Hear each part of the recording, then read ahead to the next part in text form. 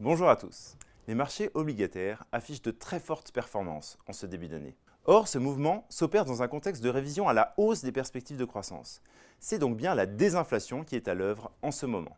Par ailleurs, les tons accommodants des principaux banquiers centraux ont également joué dans la balance. Aux États-Unis, l'inflation mesurée sur un an glissant a baissé consécutivement depuis 6 mois, de 9,1 à 6,5%. Ce qui a toutefois attiré l'attention des investisseurs, c'est que l'inflation mesurée sur 3 mois glissants est passée négative. Et ce mouvement n'est pas exclusivement lié à la baisse des prix de l'énergie. L'inflation sous-jacente a elle aussi diminué. Si les prix des composantes hors énergie et alimentation avaient augmenté de 1,9% au deuxième trimestre, ils n'ont augmenté que de 0,8% au dernier trimestre 2022. Toutefois, nous restons positifs sur les anticipations d'inflation européenne, qui n'incorporent pas assez de primes de risque. Le marché anticipe toujours un retour de l'inflation juste au-dessus de 2% dans les prochaines années. Nous sommes devenus progressivement plus positifs sur les taux corps durant les derniers mois. Si nous continuons de trouver les obligations américaines indexées à l'inflation attractives, d'autres opportunités sont apparues. Sur la partie intermédiaire de la courbe euro, premièrement, où nous voyons un risque plus limité sur les anticipations de hausse de taux. Le marché anticipe encore 1% de hausse de taux. Si Madame Lagarde s'est quasiment engagée sur les 0,5% de mars, la suite nous paraît beaucoup plus incertaine.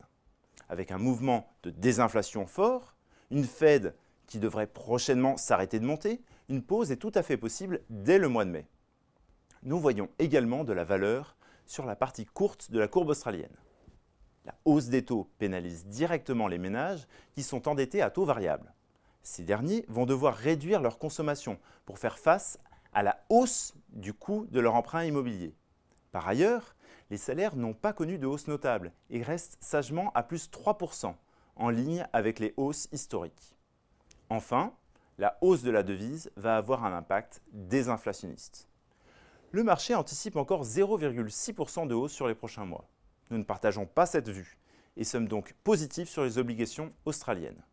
Nous avons moins de conviction sur les obligations périphériques. Ces dernières réagissent principalement en amplifiant les mouvements des taux corps sur la période récente.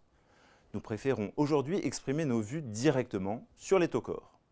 Sur les dettes émergentes, la baisse du dollar est un élément très favorable.